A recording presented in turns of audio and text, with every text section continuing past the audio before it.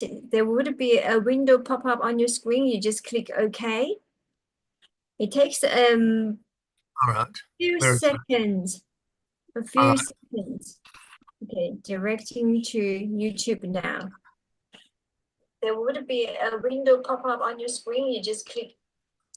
All right, we are YouTube Live. Today we'll be talking about no mind.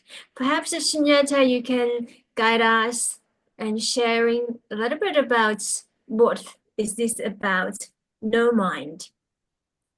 All right. All right. Well, this is going to be need a little bit of sense of humor, I think. Years back, when I got exposed to the idea of no mind, I thought it was the biggest joke under the sun. But after years and years of meditation, no mind seems to be here, and so then who is explaining and who is speaking? And we've got to look at this really, really carefully. Where is it rising up from? How do we identify the self? Only out of memory. We have no control over that. We don't have any control over what we forget. All this is just occurring. Everything is just occurring. It's just rising up. So the emphasis is to have control and to organize our will. And all these things become really, really questionable,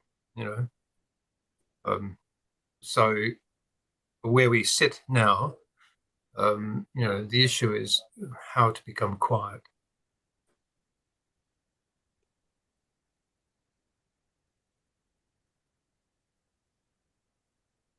Doesn't need an explanation, does it really?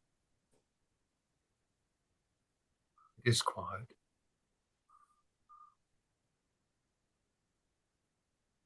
It is quiet. It's only quiet. Listen.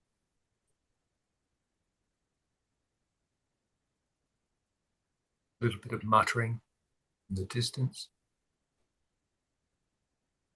That's it.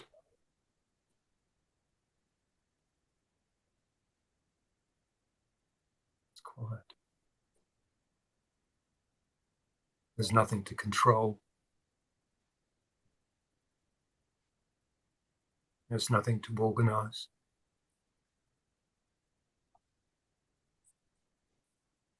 You are pure as you are right now.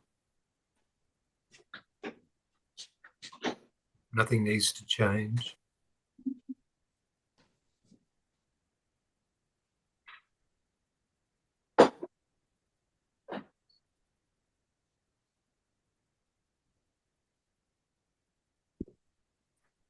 Duties will arise.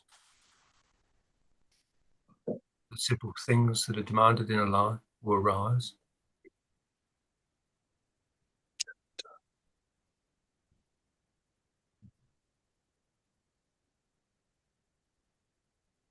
There's no questioning.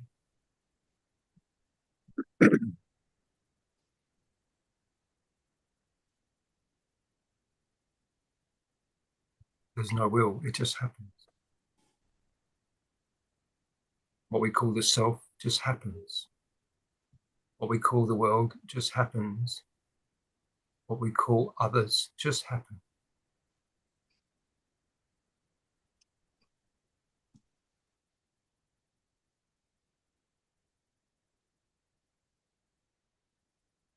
And this quietude of who we all are sits almost like a waiting, just there. It's a return. It's a return. We return back to that seat of who I am. Undefinable, empty, pure, clear, beautiful because it's clear. No demand, no extra,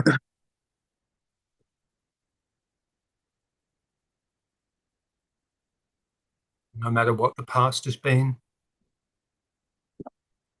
no matter how we tripped over our feet, no matter how the world occurs.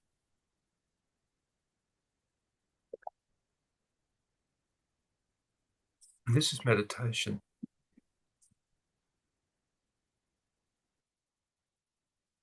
Doesn't need anything special. Close our eyes and look at it. Close our eyes and look really carefully. Fast. The consciousness, the world, the body, it's all one. There's nothing to do. There's nothing to set right. Everything's perfect as it is.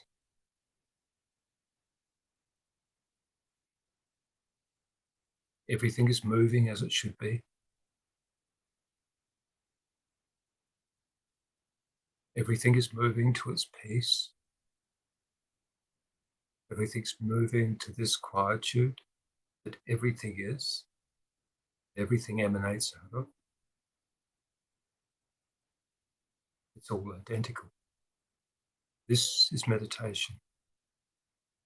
This is sahaja. You can dive deeply into this.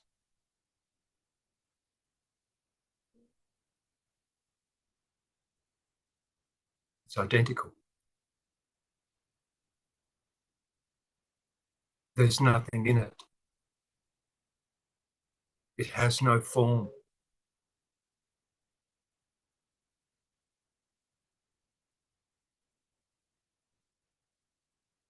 It has no names.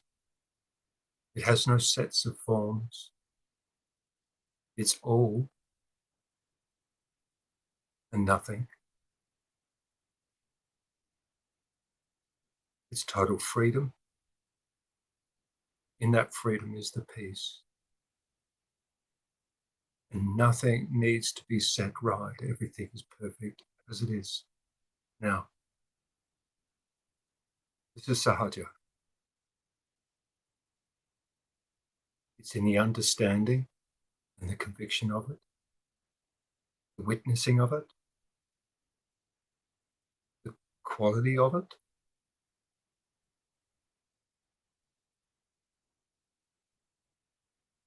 Emptiness has a quality. It's totally relaxed. It's relaxed in the heart. It's relaxed in what we call the head, mind. There is no mind.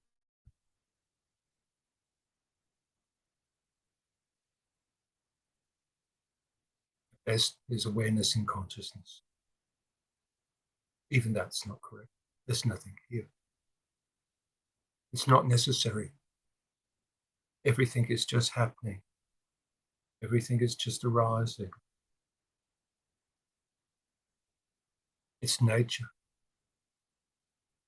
It needs no name. It's life. It needs no name. It is the I. It needs no name.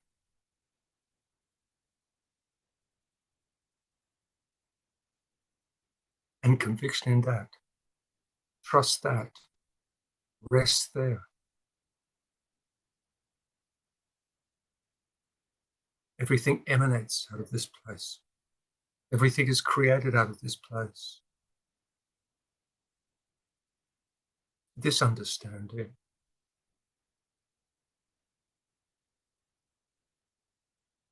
jnana is understanding, jnana is knowledge. This knowledge, no reference, no name, no form, no mind, no thought,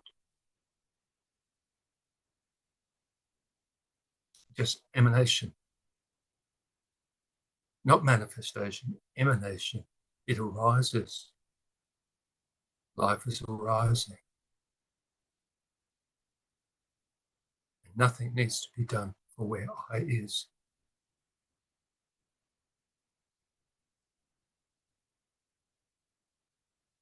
Nothing can make I more perfect than where I is.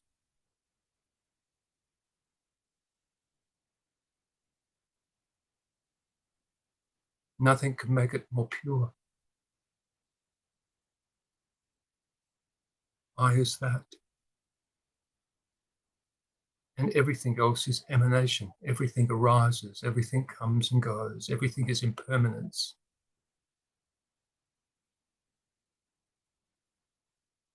And you trust that center. Love that center. Because that's in everything.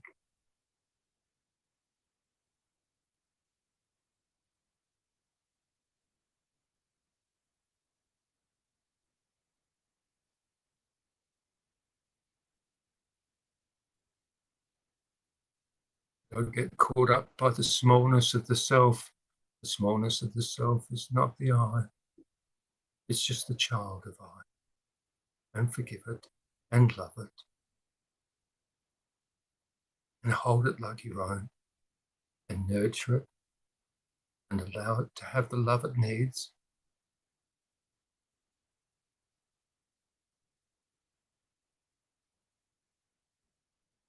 And be generous enough to give that to all.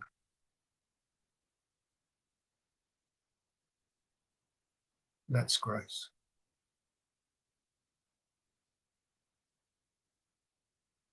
It requires no action. It might appear as an action.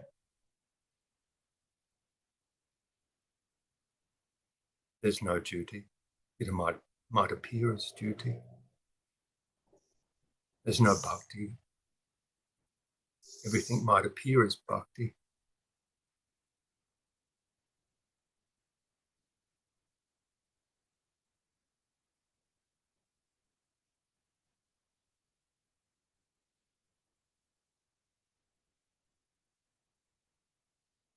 And in practicing jnana, knowledge, meditation is constant. But that we trip over the feet of the small self, give yourself totally.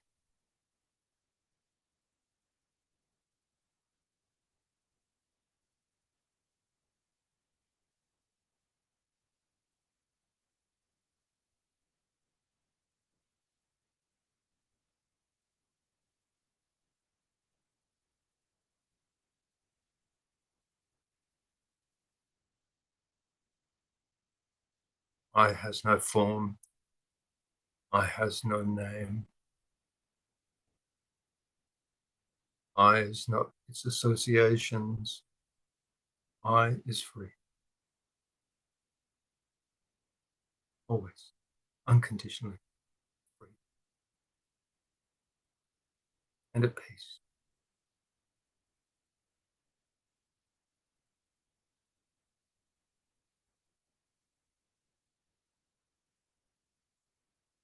It's not something it comes back to.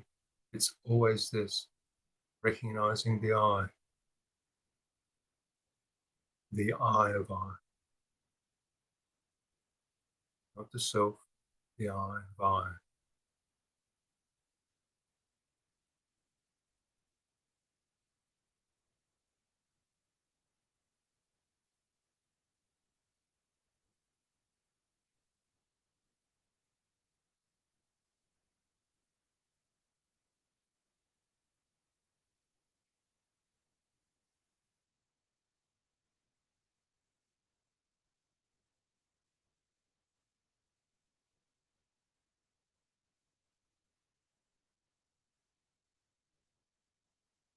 And grasping this understand, walking,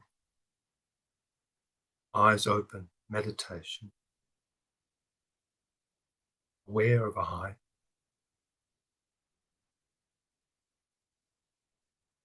as this, as it is.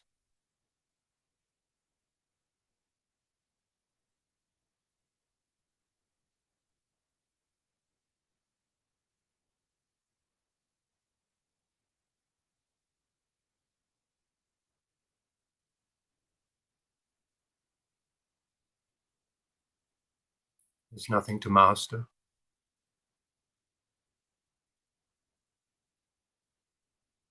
There's no separation. There never has been any separation.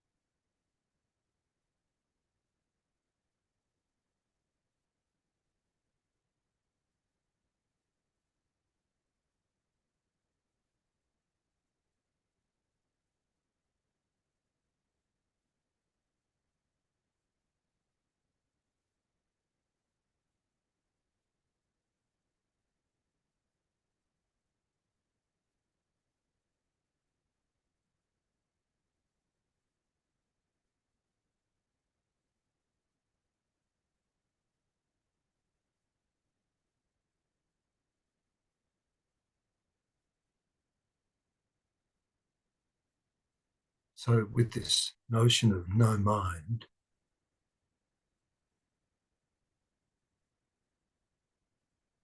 this is conceptual. Mind is conceptual. Thought arises. Thought arises often out of its habituation of how the self has been organized to be. We don't interfere with thought, we watch thought. Simply watch.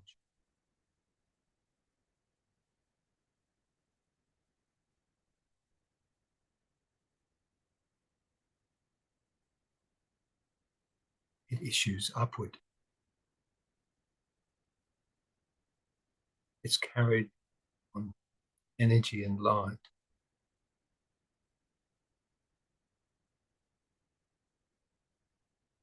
The light is actually stronger than the thought.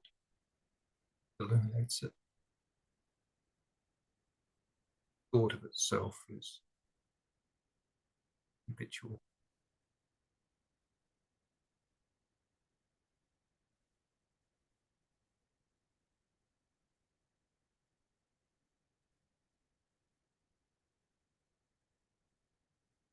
The sensitivities that we have for caring, for loving, for looking after that which we're responsible for, these thoughts simply arise.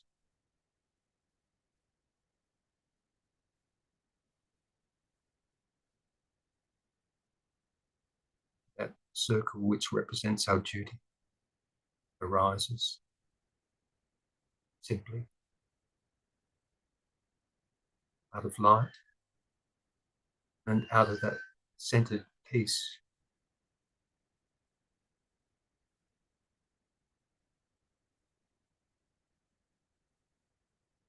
What we call mind is peripheral to this.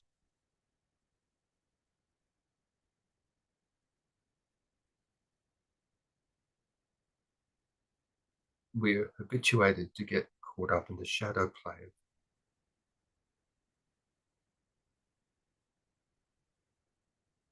the importance of the amness. The reality of it is much simpler. The duty in it is much simpler.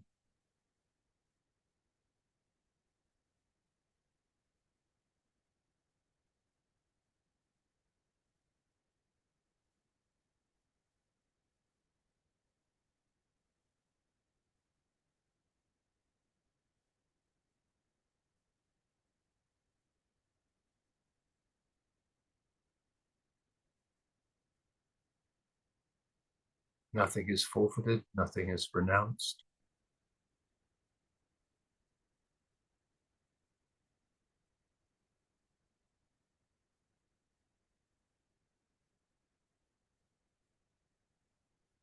If thought feels inappropriate, simply watch it.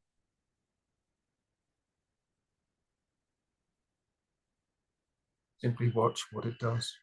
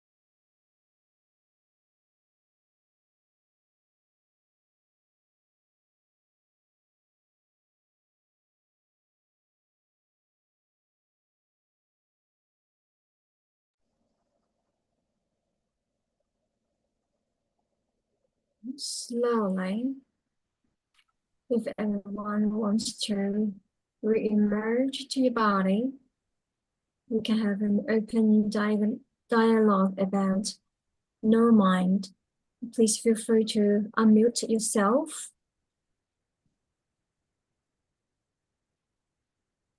As I was listening to Sunyata's sharing, my first question, I have two questions.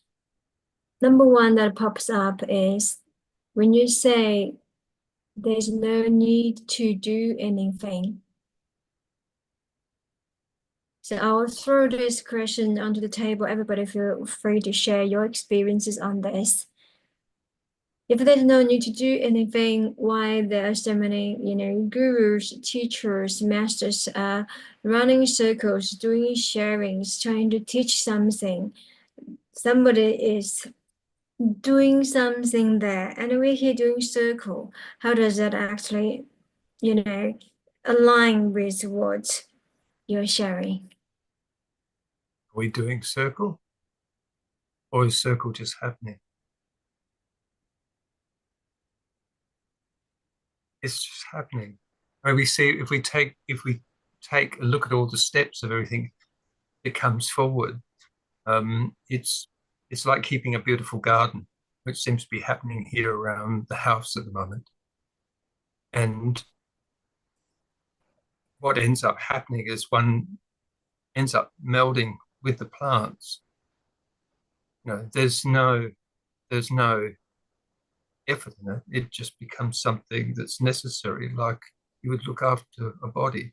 There's no doing in it. It does itself. So, like how would I define the self in such a circumstance? I'm as much the plants as I am a body in any other circumstance. Um, it's in the way that the mind arises, with how thought arises, maybe that's the way of putting it, how thought arises inside the self. Um, um, the thought that arose because there was incredible quietude during this meditation, then a thought arose, and it was exactly that. How about the plants? Look at this, and it threw up a question. Now, what's the question? It was veiled in light. And I looked really, really carefully. And I looked and I thought, well, why is this thought coming up? I've already watered the plants. And then I realized that I hadn't turned off the tap.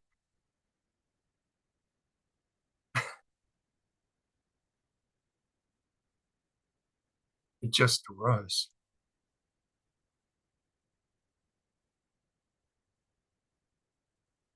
And then it went back to quietude. Well, quietude, it thought disappears into light. If it's unimportant, I mean, still I have to go and turn off that tap. I'm aware of it. When the moment happens, I'll do that. But yes, so technically, there's a doing, but this is making sort of a distinction about the habituation of doing also. So we give accord to every single thought.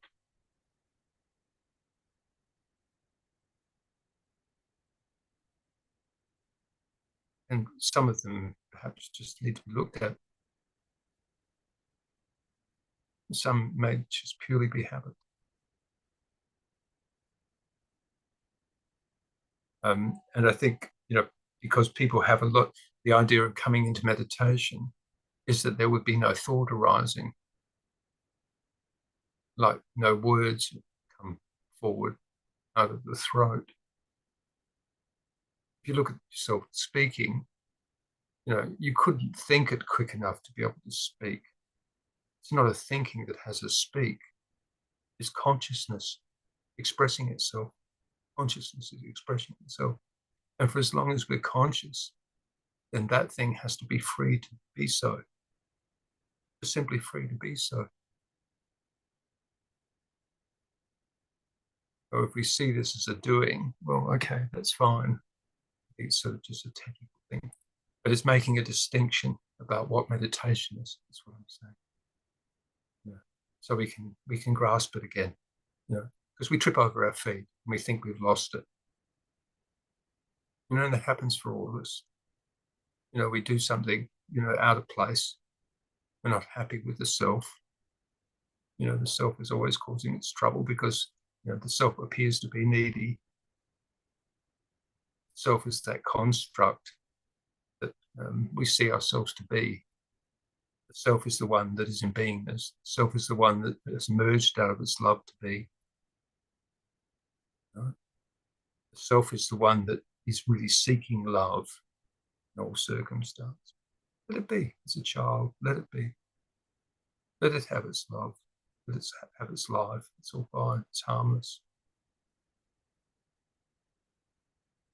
But that's not who I is. There's a distinction. When we rest in I, this is beyond any doing. There's nothing there to seek. You are already that.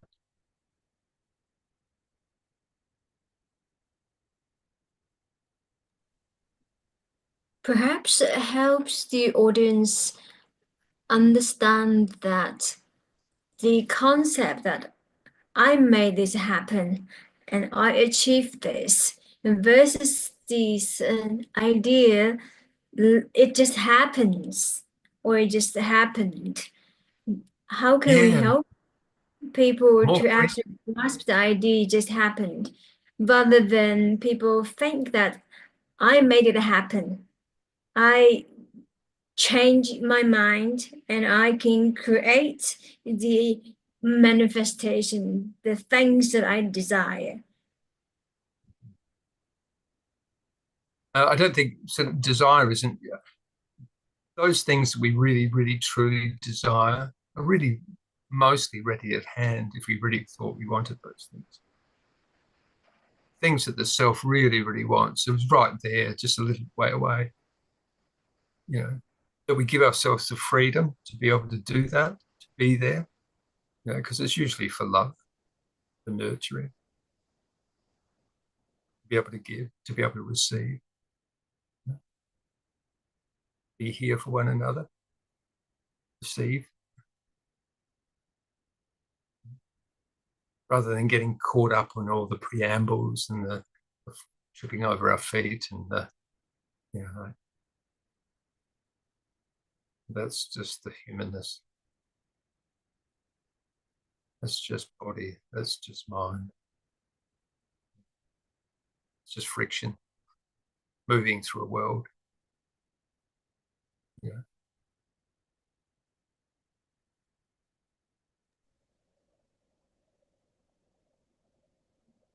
So we're absolutely free right at this moment in every way. It's hard to believe. You know, Are you saying that we are free from all emotions and thoughts? well, that's putting criteria. No, it's absolutely free because that's instantly creating a separation. Then you'll go into the way the thought thinking has been developed to be is then we'll start seeking out where that occurs. So then you get into it and you get the evidence you need to be able to prove that that's so. It's just an idea. So We're are you free. saying that this question has no premise to exist? It's free of all concepts. It's totally free. It's totally free. Like so free, we can't even conceive it. We can't conceive it.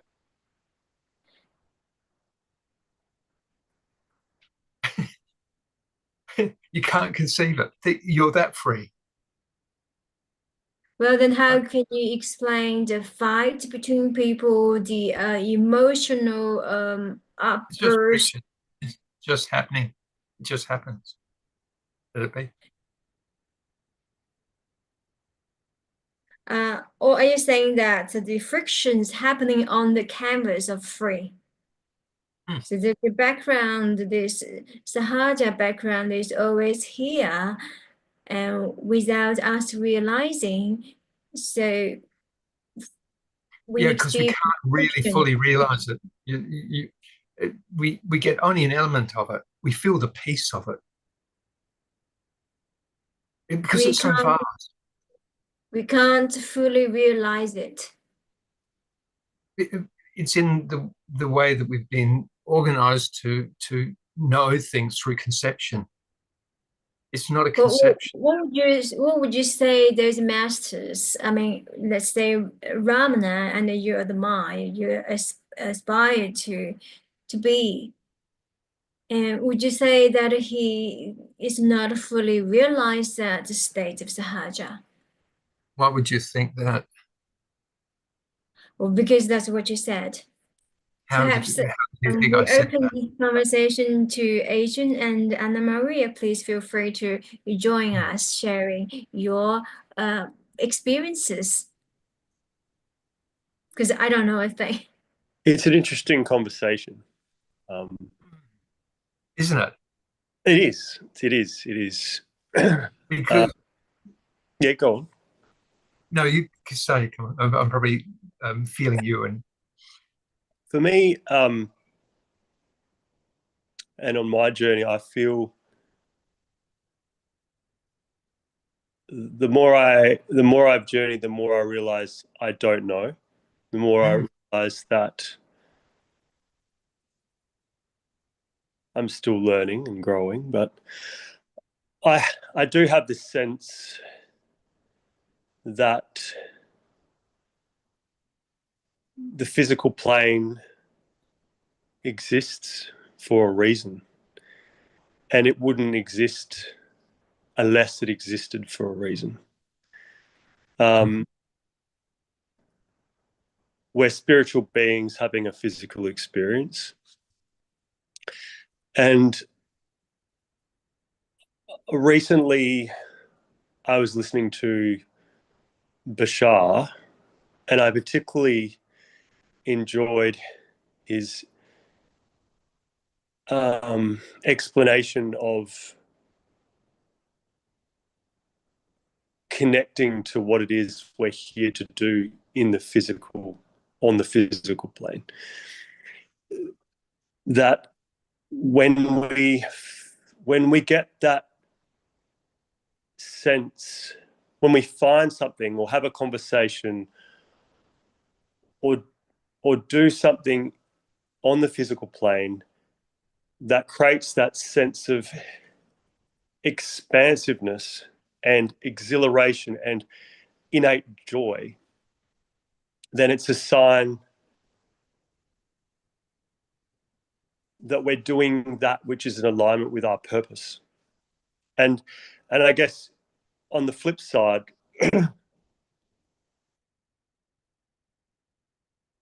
from the perspective of the being on the spiritual plane, there's nothing to do. Everything's perfect in its imperfection. You know, it depends where you stand, right? But well, I don't think there's any duality in it. It's just distinguishing that quality of what if we say the spiritual self, it's not elsewhere, it's here. it And is. and it's not in another locality, except it is in all locality. Mm-hmm. It is parabrahm, it is all expansive. That awareness seems to be in the consciousness. Mm-hmm. It's in the consciousness, and consciousness being the only vehicle of our knowing, we get sort of like a whisper, like it's like a ghosting. Yeah. But there's some type of solidarity in it too. You can actually somehow lean into it. Mm-hmm. And look, I got really, really attracted to Nisargadatta, and he was part of the Nava Sampradaya, which was a body of householders who were still moving towards sainthood.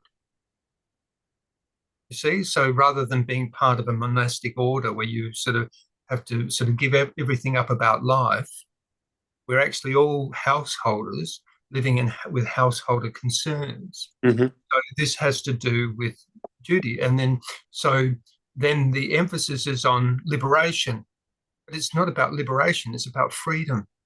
Mm-hmm. You are liberated. Mm-hmm. You are that. It's just a question of recognizing it. But then you sort of say, well, the question would come forward for householders, maybe in partnership. Well, then why do you get angry over that? If you're sort of, free, well, you're free. But liberation puts another idea that somehow you're disassociated from all physical and worldly concerns. Now, that's one thing that I really loved about Nisargadatta, why I love listening to him, because he's still very much in a householder concern. He doesn't give any reference to it because he's not really interested in doing the small ambles of what these lesser things are, but he's still doing it. Yeah. Still doing it. He had a family, they were all living under him. But he, as a mature man, he'd sort of organized himself to be able to make that rain down on everyone, and everyone was okay. But the thing that I'm saying is there's no duality in that space of the absolute for where we come through in our duties and our actions and how thought arises for how we do that, and to also be able to walk that deeper sense, even when you fall over your feet or, you get into an argument or a disagreement with someone or something like this, and, perhaps something comes out of you which isn't so pleasant. This is just the self. And these things you've got to look at too. Go, okay, I got caught up there. I got caught up in that stuff, and look at it. It's not saying, like that's nothing. You don't get caught up in it. You're not going to lose your light. If you lose your light, what have you got to lean on? Mm. You have to be able to keep that up. So we've got to look at that. And sometimes we do. And sometimes it's not just short periods of time where we lose our sense of wholeness. It can go on, and it can cause, all number of things, down to depression or conflict, or all number of things. So that it's important to return, and it is returning. The word is really important. It's a return. It's a remembrance of who I am. And in that quality of its purity and totality, we come back. And you're the only judge of that. You're the only one, because it's your immediate experience. It has to be. Otherwise, it's unreal. It's not real. You can superimpose a set of ideas and live for them, but that's just creating separation. There's no separation. There can't be any separation, because otherwise you create duality. And you've got one life you're going for and the life you have. But there's only this life. This is it. And you're absolutely free. Now, to have that wholeness, all of us, everyone, if they choose it, it's just a question of recognizing it. And, perhaps there's some forgiveness that needs to happen. Perhaps I didn't behave correctly yesterday or something and said something inappropriate, you know. And at best, you could always return and sort of say, "Oh, I'm sorry, dear. I wasn't very pleasant yesterday. Please forgive me." There's that. But come back to your wholeness. Don't let it chew you up. Don't let it pull you down. And yeah, there's things, and there's learning, and there's all number of things, but the I needs none of that. It's fine to be able to be with that. It's all good. I wanted to come back to this idea. We're here to do something, and there's a purpose. What is your thought on this? You asking me? Yes. Well, I think in Nisargadatta's words, the self is developed out of its love to be. So in beingness is all our points of interest and connectivity. Everything that's issued up out of consciousness from the inception, without getting too far flung, to stay within the context of this life, is already here, evident. So these sensitivities and extra abilities and insights, and where mindfulness appears, where thought arises like a garden, all good, beautiful. That's the self. And to love it, really love it, like really love it, love it, love it. And like, you got to hit walls in that, because here there's something else. Here it's a thing in the world. Here it has thingness. So, you work with those elements. And this is how humans are. So all really good, it's creative. It's abundant. Just let it be. Let really, really love yourself, who you are, or whatever those abilities are. It's so important. Self needs to be loved like a child. When it needs love, let it have love.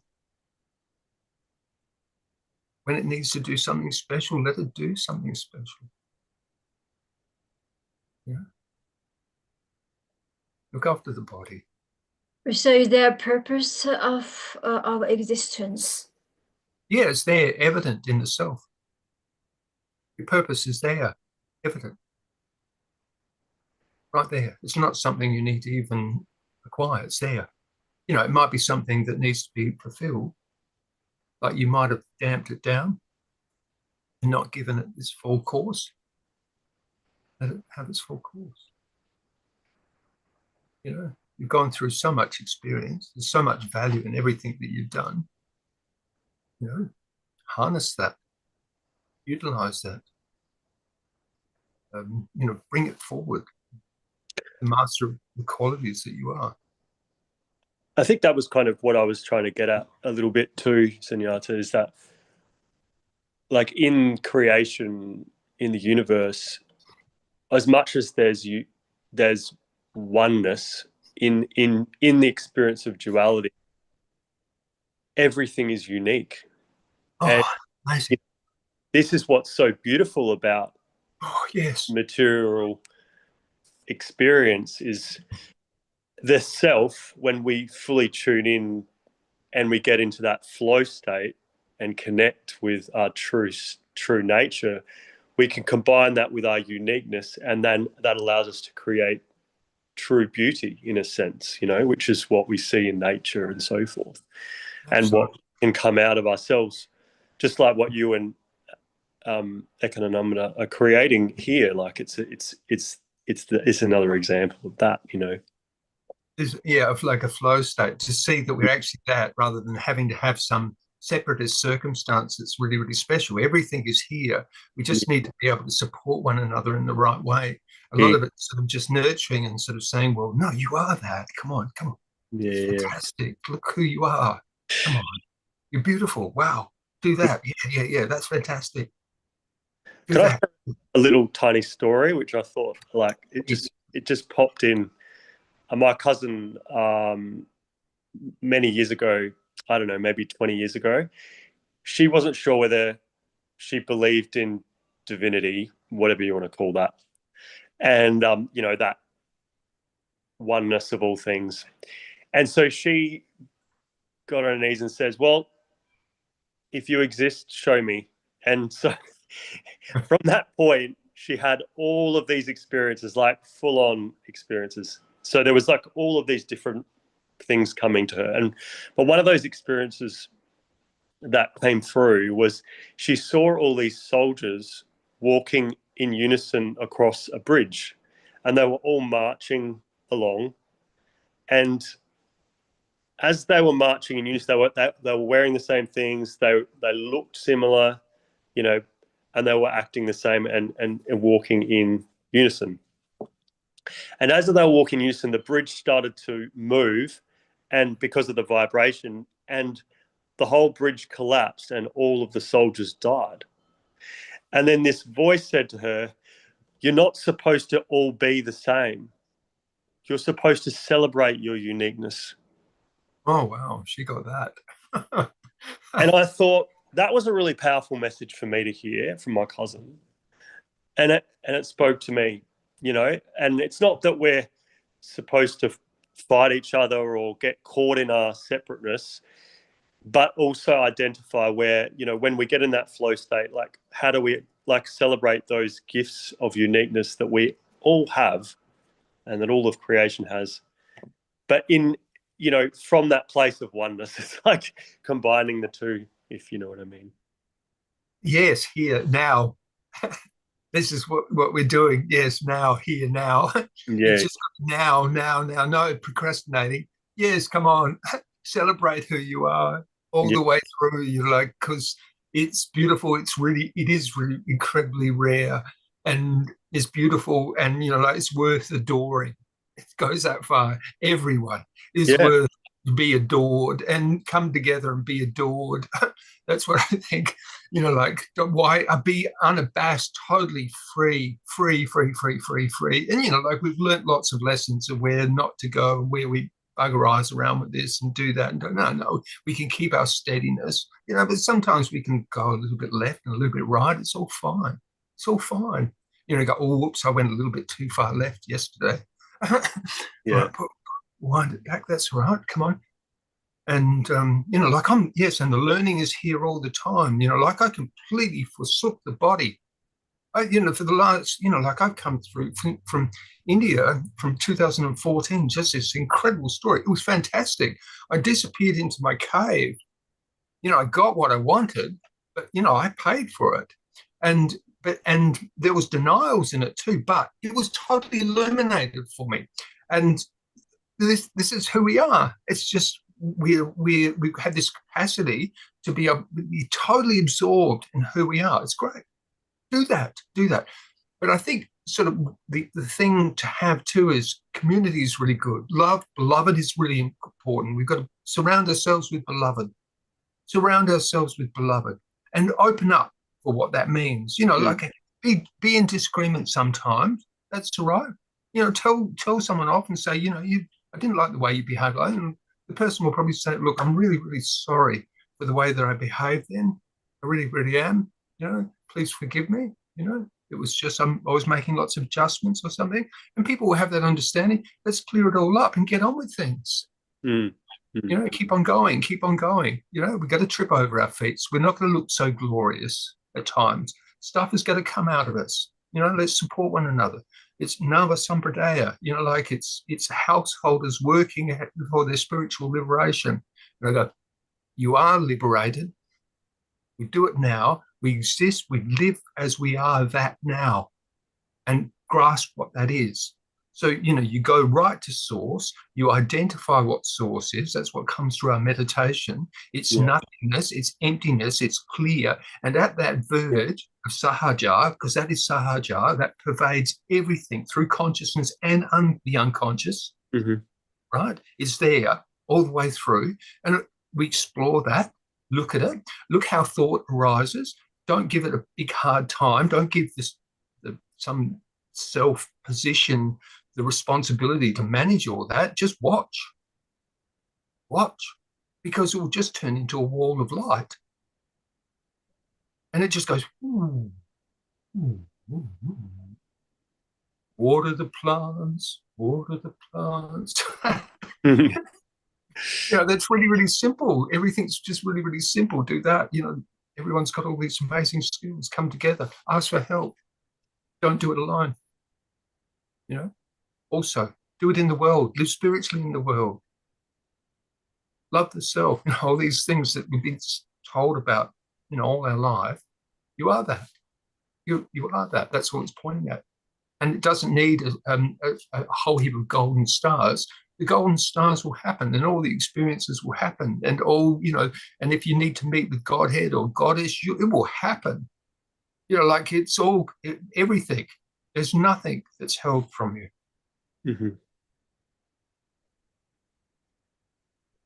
Nothing, you know, and you know we can't believe it. We can't even grasp that concept because it's not a concept. It has to be here, actual. It is actual. Look at it really, really carefully. I mean, how could you want anything more than this? It's amazing. It's incredible. The opportunities that we have now, the prosperity we have, the freedom. It's incredible. So do something with it.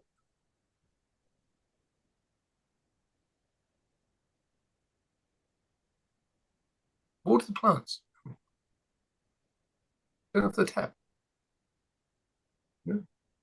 Look after beloved.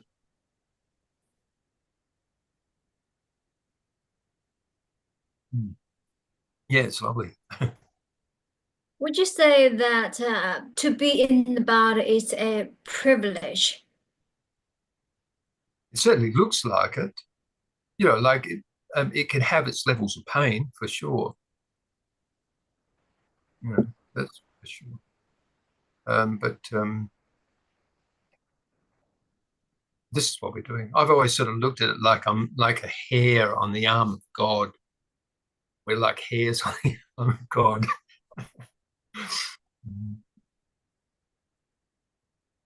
And consciousness how do you is that. explain? Sorry to interrupt. How would you explain when people are experiencing tremendous suffering? How could that be a privilege to be in the body? Or is there an experience you could share with our audience? Help them to understand to be in the body, to experience this human condition is a privilege. Well, how many times have we found ourselves in the most fallen state, and just the seeds of gratitude have raised us out of it? You know, in my middle 20s, I developed a drug addiction, and I because I had no money, because of the way that I lived, the lifestyle I was living, I used to go to the free Hare Krishna place, food. And I used to sit there and I felt grateful when I looked at these people, and I thought to myself, look at these people, their eyes are full of light. And I'm hanging out around with all these, you know, junkie musicians and artists, and everyone's miserable and all chasing after something which is always ends up in the drug. And I think, oh God, you know, sex and drugs and rock and roll. You've got to be joking. Anyway, one day I said, there was a fellow there who was a devotee by the name of John. And I said to him, how do you get that beautiful light in your eyes? I was really intrigued. I was totally mesmerized. And he said, and this is gratitude speaking, because I was feeling grateful these people were serving me. And they weren't even asking for money. They were giving me food. And I was so astonished by it that people would do this.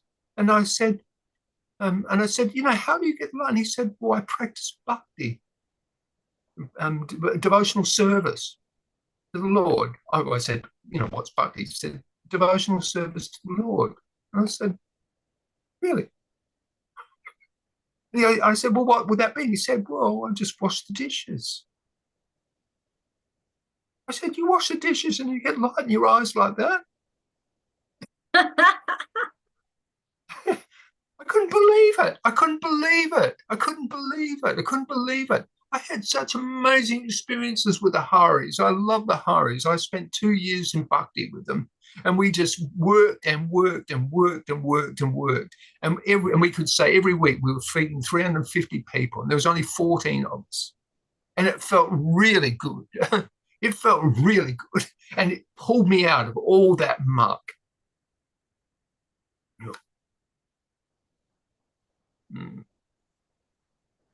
Yeah.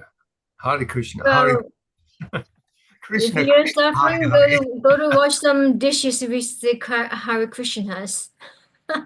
Well, you can just do it at home. It's the same thing.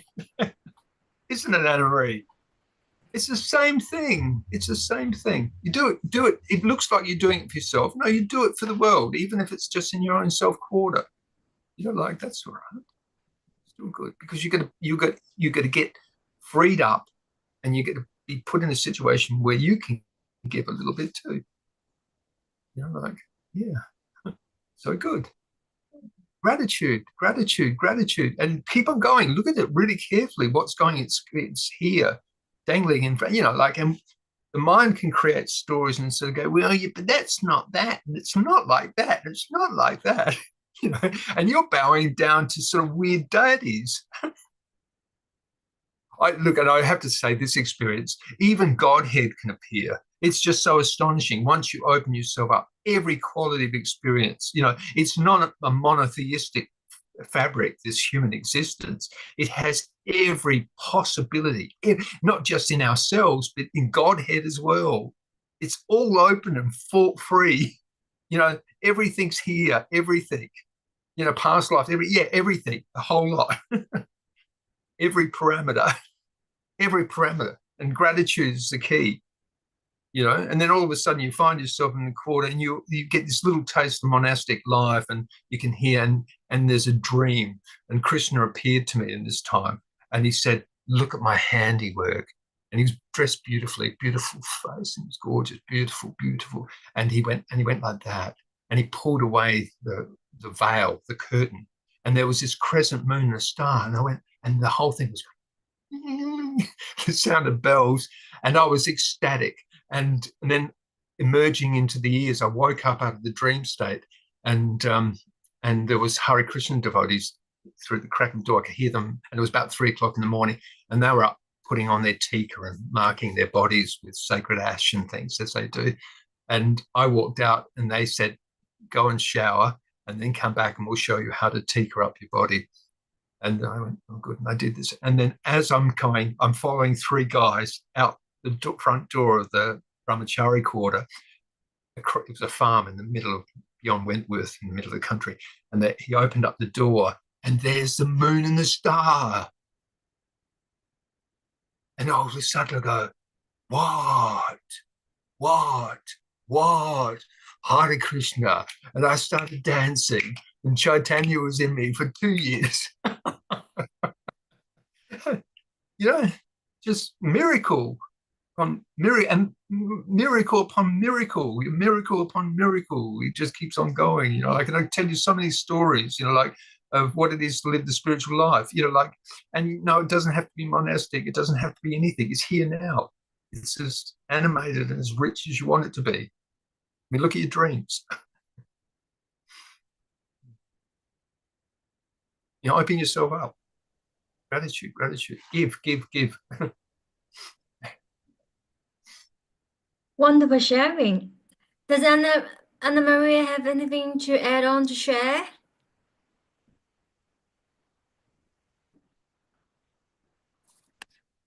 Oh, I'm just enjoying being and listening, connecting. No, I'm feeling pretty quiet. You have to come up to Love Circle soon, Anne-Marie. Come up for a cuddle. Come up for a cuddle. Oh, yes. 7, please. Yeah, you're welcome to come. You come up for some physical love. You're Yep. looking good with your new headwear. Oh, my beautiful bandana. That's good. Yeah. Purple, good colour. Oh, there it goes. Oh, now I'm a pirate. Is Adrian here? Very hip. Are you there, Adrian? I am. Yeah. Anyway, sort of a broad chair, you know, like, and it can get pretty exotic at times, you know, like, anyway. No, I Something, very much enjoyed it today. It's been, yeah, been lovely. fun mode, you know, gearing up. A lot of energy spent in these last few weeks. So, Ooh, mm. indeed. Anyway, it's all on. Well, I hope it might be good to look back. Did everything that I spoke earlier with observing the meditation process and looking at that, it might be good to look at that again. Just have a listen, because what I was articulating is very actual. You know, like a good guide into getting to meditation, because the point is to get the meditation quality of grasping what sahaja is, which is this nothingness of I. I and sahaja, the constant, is identical. It's identical. It's not anything. It's not anything. We have to just and stay with that, you know, like, and come back to that and walk it. Like, I'm Parabrahm. It's that thing. It's the expansiveness of consciousness. It's actually beyond consciousness. It's actually beyond consciousness, because the I witness is before consciousness. Mm-hmm. You see? So, and you get established there. Get established there. So a little bit of formal meditation is good, but with a particular directiveness, like, you know, you go in, let's go, just look, observe, because it will go there straight away. And don't get caught up with thought arising. Let the thought come up and just watch, because you'll see it has a qualia. It's an energy. And if you don't be annoyed by it, just let it be there. You'll just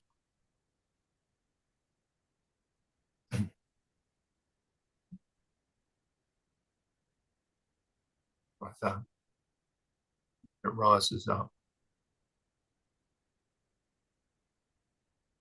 No, I understand. And it's not there all the time. And you start noticing that there is lots of time where there is no mind at all. It's not necessary. It's just happening. There's a quietude here.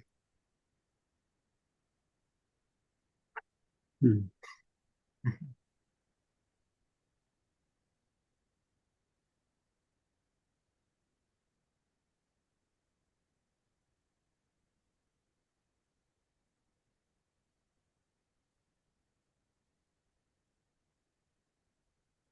And lots of love. Lots of love. Mm.